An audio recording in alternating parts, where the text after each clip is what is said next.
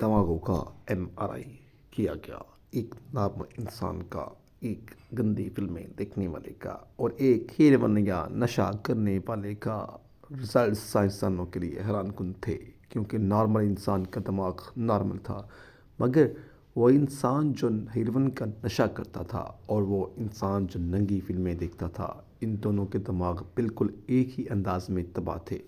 سائنسدانوں نے بار بار ٹیسٹ دہرائے اور حتمی طور پر اس نتیجے پر پہنچے کہ انسانی دماغ کی جو تباہی ہیروین اور کوکین کے نشے سے ہوتی ہے، وہی تباہی انسانی دماغ کی ننگی فلمیں دیکھنے سے ہوتی ہے۔ یاد رکھیں کہ دین جس چیز سے منع کرتا ہے وہ دین کے لیے نقصان دہ نہیں ہوتی، بلکہ آپ کے لیے نقصان دہ ہوتی ہیں۔ دین کچھ بھی نہیں سوائے فطرت کے اٹل اصولوں کے، جس میں چھیڑ چھاڑ کرنے والے کا اپنا ہی نقصان ہوتا ہے، مگر اصول اپنی جگہ اٹل رہتے ہیں۔ آپ 440 وولٹ کی ننگی تار پر ہاتھ ڈالیں تو جل کر کباب بن جائیں گے۔ تاروں کا کچھ بھی نہیں جاتا، لیکن آپ کو تباہی پھر جاتی ہے۔ دین کی پیروی کرنا یا نہ کرنا دین کے کچھ بھی نہیں بگاڑتا، لیکن انسان کے پر بڑا اثر ڈالتا ہے۔